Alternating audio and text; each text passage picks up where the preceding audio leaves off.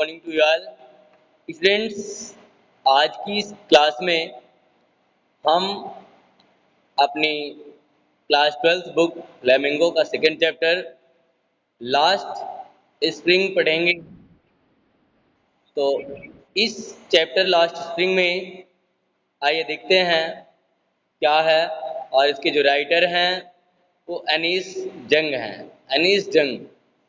अब ये जो लास्ट स्प्रिंग चैप्टर है ये स्टोरीज ऑफ स्टोलन चाइल्डहुड की है। अब सबसे पहले चैप्टर स्टार्ट करें। थोड़ा सा ब्रीफ डिस्क्रिप्शंस राइटर्स के बारे में दिया गया है। तो समझते हैं कि एनीस जंग कहाँ से बिलोंग करते हैं और कब पैदा हुए थे और क्या क्या रचनाएं की थी। इस डीप डिस्क्रिप्शंस में अबाउट द ऑथर्स में हम पढ़ते हैं। एनीस जंग 1964 was born in Rourkela and spent her childhood and adolescence in Hyderabad.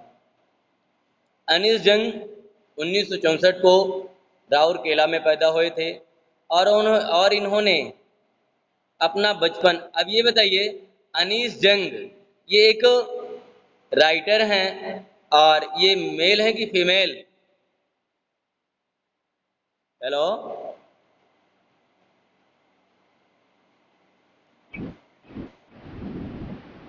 बेटा, फीमेल है बेटा, हर चाइल्डहुड बोल रही है ना।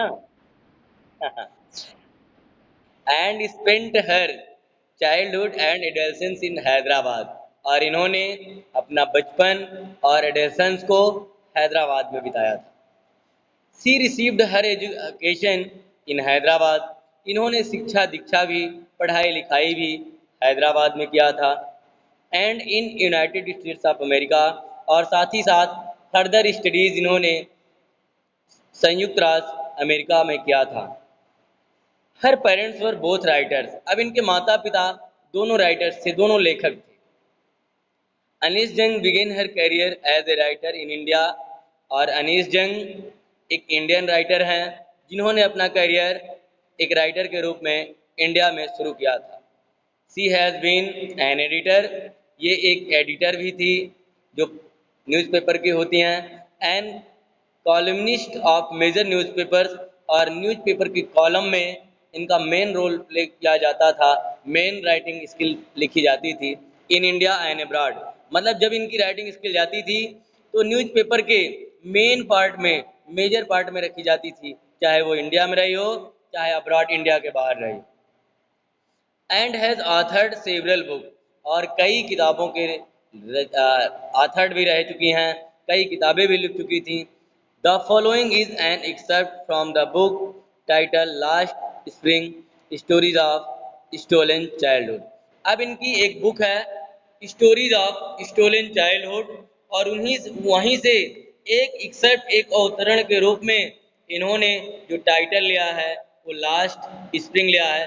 आपसे पूछा जा सकता है कि लास्ट स्प्रिंग जो एक्सेप्ट है कहाँ से लिया गया है, तो आप बता सकते हो in her creation stories of stolen childhood से लास्ट स्प्रिंग अडॉप्ट किया गया है।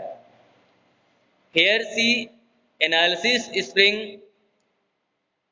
Here she analyzes degrading poverty and tradition which condemn these children to a life of exploitation.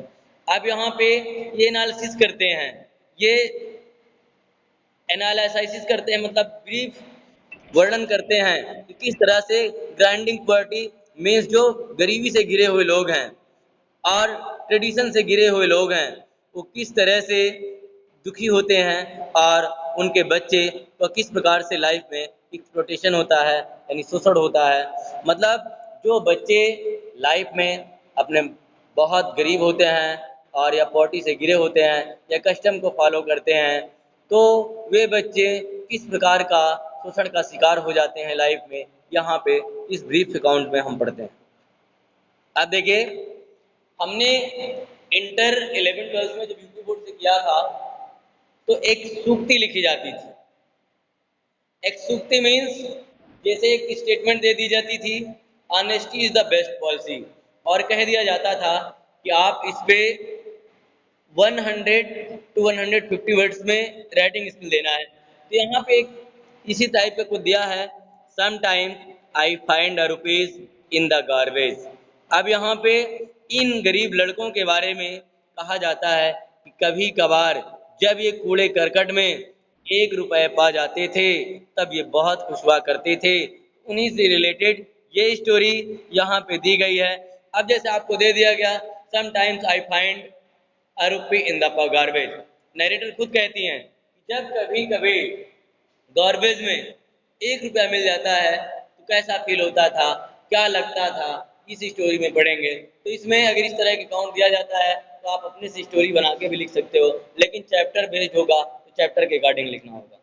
आइए देखते हैं अब हमारी जो नरेटर पोएट्रेस हैं वो इन बच्चों से पूछ रही हैं, what do you do this, आप ये क्यों करते हो, मतलब जो कूड़ा करकट वाला काम है आप ये क्यों करते हो। I ask Saheb whom I encounter every morning scrounging for gold in the garbage dumps of my neighborhood। अब कहती हैं नेट्रेस, आई रिफर्स टू नरेटर या पोएटेस, सॉरी पोएट्रेस। अब ये साहेब उस एक लड़के जो गार्बेज उठाता है उससे पूछती हैं, whom I, कहती हैं कि आई आस्क साहेब, मैंने साहेब से पूछा, whom I encounter every morning, जिसे मैं प्रत्येक सुबह अपनी गली में देखती थी, स्क्राउडिंग फॉर गोल्ड, जो सोना ढूंढ रहा होता था, इन द गार्बेज, गार्बेज में, डंप ऑफ माई नेबरहुड, मतलब जो हमारे पड़ोस में एक कूड़ादान है जहाँ से वो कीमती चीज़ों का, गोल्ड का मतलब है यहाँ पे वैल्यूएबल थिंग्स, वर्दी थिंग्स मीन्स, यहाँ पे नरेटर कहना चाहती हैं कि वो उस बच्चे को मैं हमेशा प्रत्येक मॉर्निंग में कूड़ेदान में कूड़ा इधर उधर करते हुए कुछ वैल्यूएबल थिंग्स ढूंढते हुए, स्क्राउजिंग का मतलब है सर्चिंग, तो मतलब उसको ढूंढते हुए मैं देखा करती थी, पाया करती थी। और उसी से वो क्वेश्चन करती हैं, why do you do this, आप ऐसा क्यों करते हो, मतलब उसी लड़के से ये क्वेश्चन करती हैं कि आप इस गार्बेज में डेली डेली क्या ढूंढते हो, ऐसा क्यों करते हो। साहब left his home long ago. अब वो लड़का, कौन लड़का, गार्बेज, साहब left his home long ago, साहब ने अपने घर को बहुत पहले ही छोड़ दिया था, मतलब अपना घर छोड़कर बहुत पहले ही चला आया था। Set amidst the green field of Dhaka, उसका घर कहाँ पे था, उसका घर ढाका के हरे भरे मैदानों के बीच में हुआ करता था, जिसे वो छोड़ करके यहाँ पे आ चुका था। कहाँ पे, इंडिया की बात कर रहा है। अब यहाँ पे ढाका आप लोग जानते हो, Dhaka is the capital of Bangladesh, you know guys.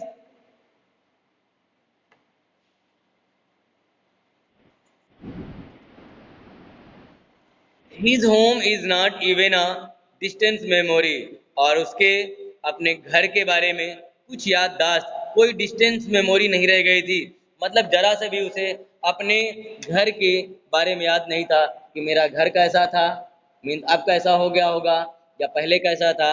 वो बचपन में ही इसका मतलब चला आया था, तो घर के बारे में उसको बिल्कुल भी याद नहीं था।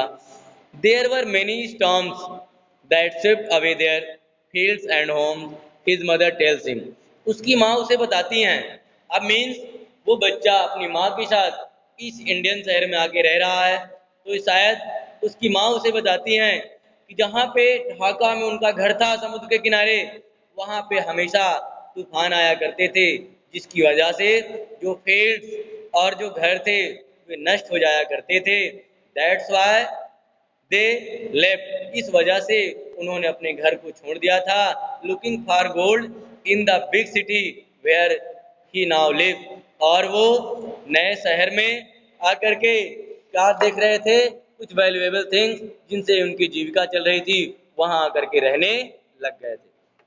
अब मीन ये बता रहा है कि बहुत पहले हम अपना घर छोड़ चुके थे जो हमारा ढाका में था, लेकिन हमको अपने घर के बारे में बिल्कुल भी पता नहीं है।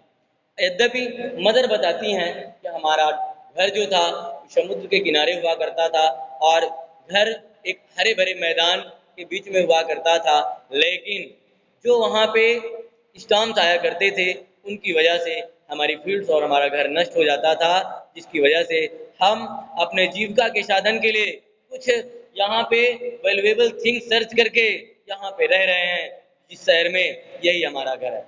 I have nothing else to do। अब वो जब उन्होंने कहा कि आप ये क्यों करते हो, why do you do this, ये कहता है I have nothing else to do, और हम कर ही क्या सकते हैं, और हम कुछ कर भी तो नहीं सकते हैं। बच्चे ने आंसर दिया कि हम और कुछ कर भी तो नहीं सकते हैं। ही मटर्स, उसने उत्तर दिया लुकिंग अवे, देखते हुए। अब वो कहती है looking away, go to school. अब उसको देखते हुए कहती हैं गो टू स्कूल। नरेटर कहती हैं अब तुम्हें स्कूल जाना चाहिए। तो कहता है आई से ग्लेबली, मतलब आई यहाँ रिफर करता है नरेटर को, तो नरेटर कहती हैं कि आपको स्कूल जाना चाहिए। Realising immediately how hollow the advice must sound, मतलब ये बहुत कॉन्फिडेंस के साथ आवाज उनके द्वारा उस बच्चे को बोली गई थी शीघ्र कि आपको स्कूल अवश्य जाना चाहिए। अब बच्चा क्या रिप्लाई करता है, आगे बढ़ते हैं। अब बच्चा क्या कहता है, there is no school in my neighbourhood, मतलब मेरे पड़ोस में कोई स्कूल ही नहीं है। बच्चे से कहती हैं कि आपको तो स्कूल जाना चाहिए, आप क्यों नहीं जाते हो। तो कहता है there is no school in my neighbourhood, मतलब मेरे पड़ोस में कोई स्कूल ही नहीं है।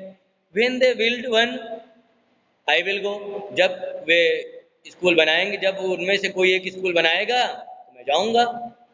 मीन्स जब कोई एक स्कूल बनेगा या कोई एक स्कूल बनाएगा तो मैं जाऊंगा। अब नरेटर क्या कहती हैं, if I start a school will you come. Narrator कहती हैं अगर मैं आपके यहाँ स्कूल, आपके एरिया में स्कूल स्टार्ट करती हूँ तो क्या आप आओगे।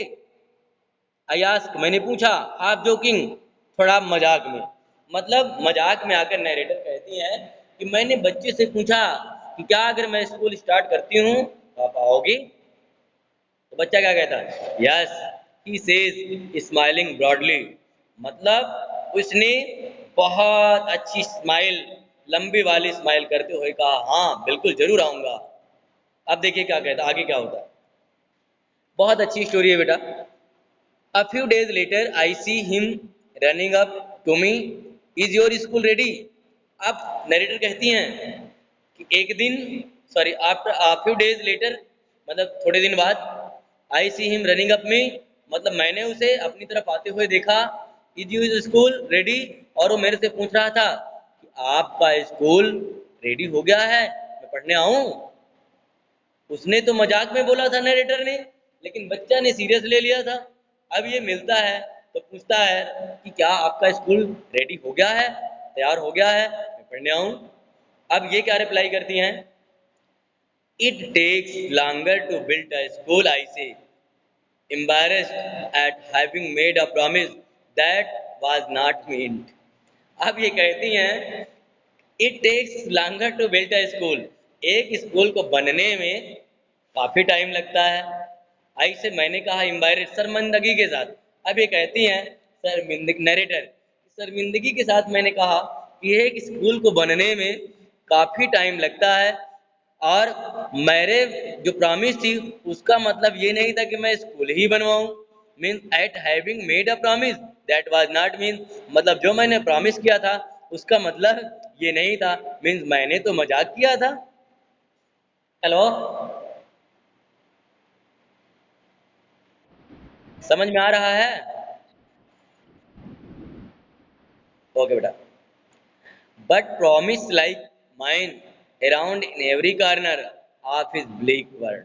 अब वो कहता है, ब्लीक वर्ड मीन्स कमजोर वर्ड, बट प्रॉमिसेस, लेकिन जो वादे होती हैं इस तरह के मेरे जैसे, ये संसार के हर कॉर्नर में देखने को मिलती है। इस तरह की उसके लिए जो एडवाइस, जो प्रॉमिस हुआ करती थी, वो कहता है इस उसके इस कमजोर संसार में, उसकी इस गरीबी वाले संसार में ऐसे उसने बहुत से लोगों को प्रॉमिस करते हुए देखा था कि मैं स्कूल बनाऊं तो तुम पढ़ने आओगे। मीन्स नरेटर यहाँ पे थोड़ा सा मजाक में बोले, लेकिन वो बच्चा क्या समझ रहा था, देखिए। After months of knowing him, महीनों उसको जानने के बाद, जब महीनों तक उसको मैं डेली देखती रही, उसके बारे में जाना, तो मैं उससे पूछती हूँ, I ask his I ask him his name, मैंने उससे उसका नाम पूछा, तो नाम क्या बताता है, साहेब ए आलम, ही अनाउंसेस, उसने रिप्लाई में उत्तर दिया कि मेरा नाम साहब ए आलम है, साहब ए आलम। He does not know what it means, और वो नहीं जानता था, वो नहीं जानता है कि उसके नाम का मतलब क्या है, साहिब आलम का मतलब क्या है, वो नहीं जानता है। If he know if he knew it's meaning, यदि वो इसकी मीनिंग को समझता, लॉर्ड ऑफ यूनिवर्स, मतलब उसके नाम की जो मीनिंग थी, आपसे पूछा जा सकता है what is the means of Sahib Alam as per narrator, then you can say that lord of the universe. Okay guys, hello, yes बेटा। तो यहाँ पे नरेटर कहती हैं if he knew it's meaning, यदि वो इसके मतलब को समझता, इसके मतलब को, नाम के मतलब का क्या था, लॉर्ड ऑफ द यूनिवर्स, मतलब इस ब्रह्मांड का लॉर्ड, इस ब्रह्मांड का मालिक। He would have a hard time believing it, तो उसे, मतलब अगर वो इसकी मीनिंग जान जाए तो बड़ी मुश्किल से वो इस चीज को बिलीव करता। यहाँ मेरे नाम का मतलब है कि यूनिवर्स का मालिक, और मैं कचरा उठा रहा हूँ, बड़ा मुश्किल से बिलीव करता। अब जैसे एक कहावत है, हिंदी में है कि नाम गुलाब सिंह महक ममरी जैसा, ऐसा कुछ एक पेड़ होता है जो बैड स्मेल देता है। तो कहने का मतलब यही है कि अगर उसके गुलाब का मतलब समझ में आता तो वो उसी तरह कार्य भी करता, या जैसा भी है। इसका मतलब नरेटर कहते हैं कि उसके अपने नाम को मतलब नहीं, अगर उसको कोई बताए तो बहुत मुश्किल से बिलीव भी करेगा, ठीक है। अब आगे कहते हैं unaware of what his name represents, मतलब उसका नाम क्या रिप्रेजेंट करता है वो नहीं जानता, अनअवेयर है, अवेयर नहीं है, जानकार नहीं है, जानता नहीं है। He roams the streets with his friends, roam means घूमना, वो गलियों में घूमता है अपने मित्रों के साथ। An army of barefoots boys who appear like the morning birds and disappear at noon। अब देखिए, ये कहते हैं नरेटर कि वो तो अपने साथियों के साथ गलियों में घूमता रहता है, और किस तरह घूमता रहता है, जैसे एक ग्रुप, आर्मी यहाँ रिफर करता है ग्रुप को बेटा, ठीक है, बॉयज का। एन आर्मी ऑफ बेयरफुट, मतलब कुछ ऐसे लड़के जो नंगे पैर गलियों में घूमते रहते हैं, जैसे कि बर्ड सुबह मॉर्निंग में दिखाई देती हैं और नून तक वो डिसअपियर हो जाती हैं, इसी तरह ये बच्चा भी गलियों में अपने फ्रेंड के साथ घूमता रहता है। समझ में आया?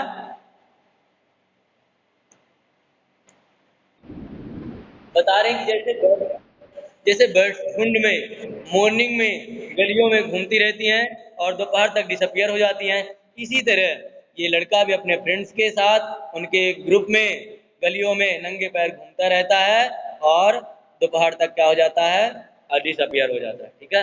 आगे देखते हैं ओवर द मंथ, मंथ के बाद एक महीने बाद मीन्स या कई महीने बाद, I have come to recognise each of them. अब कहती हैं उन लड़कों जो जिनके साथ ये घूमता था, I have to come, I have come to recognise, मुझे जानने के लिए आना पड़ा, ईच ऑफ देम, उनमें से प्रत्येक को, मतलब काफी महीनों बाद जब मैं देखती थी तो उनसे उनकी स्थिति के बारे में जानने के लिए मुझे आगे क्यूरियस होना पड़ा, और मुझे जानने की मेरे अंदर इच्छा होने लगी। अब यहाँ पे मैं एक थोड़ी सी, बहुत छोटी सी इंसिडेंट बताऊंगा, और शायद पिछली क्लास में हो सकता है मैंने बताया भी हूँ। बेटा एक हमारे राइटर से वर्ड्सवर्थ, वर्ड्सवर्थ एक रोमांटिक राइटर थे और ऐसा माना जाता है कि इंग्लिश लिटरेचर में रोमांटिक एज इन्हीं से शुरू किया जाता है। इनको फादर ऑफ रोमांटिक फाउंडेशन माना जाता है। तो इन्होंने एक अपना क्रिएशन दिया है, लीच गैदरर। लीच गैदरर जो होता है वो कमजोर भिखारी की बात करते हैं। तो लीच गैदरर इन्होंने एक बहुत अच्छा एक थीम लिया हुआ है और अपने सेल्फ एक्सपीरियंस से लिया हुआ है। तो वर्ड्सवर्थ उसमें उस लीच गैदरर टॉपिक में बोलते हैं कि ये बताइए, एक दिन सुबह सुबह के मूड में घर के बाहर चेयर लगाए बैठे थे। उसी टाइम एक भिखारी आ जाता है दरवाजे पे और ये भिखारी से पूछते हैं, पहले तो थोड़ा शर्माते हैं, शर्माते में थोड़ा हिचकिचाते हैं, यार पूछना चाहिए कि नहीं पूछना चाहिए। लेकिन वर्ड्सवर्थ फिलॉन्डर नेचर के थे, तो उन्होंने पूछा कि ये बताइए बेगर साहब, आपकी ये स्थिति कैसे आ गई कि आज आपको डोर टू डोर बेगिंग करना पड़ रहा है। तो उस भिखारी ने बिना किसी हिचकिचाहट के, without any hesitation, he replied that, वो उत्तर देता है कि एक समय मेरे साथ ऐसा था कि जब मैं आर्मी का सेनापति हुआ करता था, आर्मी का सेनापति हुआ करता था। लेकिन आर्मी की सेवा जब तक मैंने की तब तक तो उन्होंने मुझे पैसे दिए, सब कुछ दिए और मेरा जीवन बढ़िया चला। लेकिन जैसे ही मैं ड्यूटी से डिस्चार्ज हुआ और मैं घर रहने लगा, तो मुझे मेरे पास अकेला जीवन सर्वाइव करने को नहीं था, बल्कि मेरे पास 12 बच्चे थे और उन 12 बच्चों को सर्वाइव करना बड़ा मुश्किल हो रहा था, क्योंकि जो गवर्नमेंट थी वहाँ की, वो भी सैलरीड या पेंशन देना बंद कर दी थी। और जो पैसा था भी, उस पैसे को बच्चों ने आपस में बांट लिया है। अब मुझे पेट पालने के लिए कोई भी काम करना पड़ रहा है। इसमें संकोच की बात नहीं है। जो कहता है आप सेनापति थे, आपको शर्म तो थोड़ा सा फील होती होगी। उसने कहा पेट के लिए अगर कोई काम करना पड़े उसमें शर्मिंदगी कभी फील नहीं होती है, कि अगर पेट नहीं होता तो भेंट नहीं होता, ऐसा कुछ कहते हैं लोग। लेकिन बेटा कभी इसीलिए यहाँ पे कहता समझाना चाहता है कि हमें किसी काम को लेकर के शर्म नहीं करनी चाहिए। हेलो हेलो, आगे पढ़ते हैं। यहाँ तक समझ में आ गया था कि अब उनमें से नरेटर के अंदर एक जिज्ञासा है। क्या जिज्ञासा है कि क्या क्यूरियसनेस है, वो चाहती हैं कि अब इनमें से मैं एक एक को परिचय करूं, रिकॉग्नाइज करूं कि कौन का है। देखिए, Why aren't you wearing chappals? I asked one. अब उन लड़कों के ग्रुप में नरेटर कहती हैं, मैंने फिर एक लड़के से पूछा। क्या पूछा? कि आप लोग चप्पल्स क्यों नहीं पहन रहे हो? आप लोग चप्पल्स क्यों नहीं पहन रहे हो? तो अब आगे क्या कहते हैं? वो रिप्लाई क्या करते हैं? My mother did not bring them down from the shelf, he answered simply. अब वो बच्चा आंसर क्या देता है कि मेरी माँ, मतलब चप्पल जो थी वो सेल्फ पे रखी थी और मैं छोटा था, मेरी माँ ने निकाल करके मुझको वहां से नहीं दिया, इस वजह से मैं चप्पल नहीं पहना हूँ। सेल्फ अलमीरा है मेन। जैसे चप्पल वो बता। अच्छा अब देखिए, हो सकता है कि वो अपनी गरीबी को छिपाने के लिए ऐसा आंसर दे रहा हो सकता है वो बताना चाह रहा है कि मेरे पास है लेकिन मैं पहना नहीं हूँ। तो आंसर देता है कि सेल्फ पे, अलमीरा पे चप्पल रखा था और माँ ने निकाल के नहीं दिया, इस वजह से मैंने नहीं पहना है। Even if she did, even if she did, he will throw them off.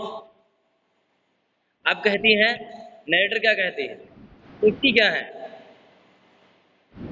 Hello, अब नरेटर क्या सोचती हैं? इवन इफ, यदि, सी डिड, वो देती भी, he will throw them off, अगर वो देती भी तो हो सकता है कि वो चप्पल्स को ये फेंक भी देते। ठीक है। मीन्स इनको चप्पल है ये पहने नहीं, या तो मम्मी ने नहीं दिया। नरेटर ये मानती है कि अगर मदर चप्पल दे भी देती, हो सकता है कि वो उसको फेंक भी देते। आगे कह रहा है एड इन अदर्स। आप दूसरे की तरफ देखते हुए कहती हैं who is wearing shoes that do not match. बेटा ये आप माइक म्यूट कर दो प्लीज। हेलो। एड्स अनदर, दूसरे को ऐड करते हुए कहती हैं who is wearing shoes that do not match.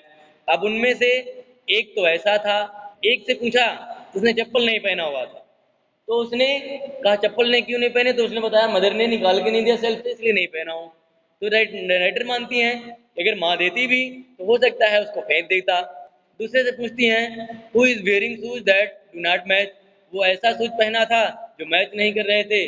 Means उसके पास, यहां से समझाना क्या चाहती है नरेटर, कि शायद उसको शूज पहनने का शौक है, लेकिन उसके पास सफिशिएंट मनी नहीं है जिससे वो पहन सकता।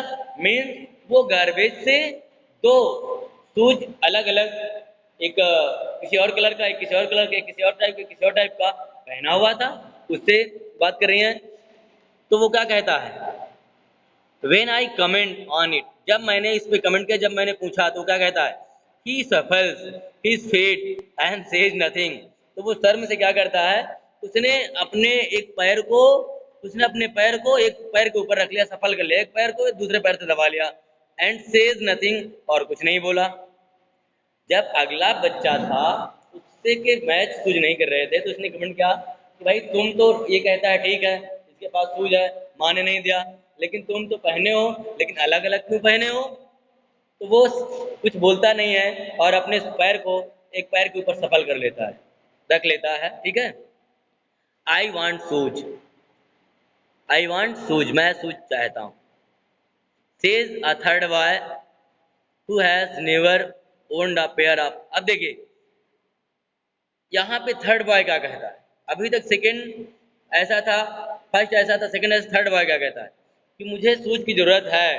Says a third boy, third boy कहता है who has never owned a pair of all his life, मतलब जिसने अपनी पूरी लाइफ में अभी तक शूज का एक भी पेयर नहीं पहना था, वो कहता है कि मुझे शूज की जरूरत है, लेकिन मेरे पास मनी नहीं है कि मैं शूज को परचेज कर सकूं। हेलो। समझ में नहीं आ रहा क्या बेटा, बोल नहीं रहे हो थोड़ा सा।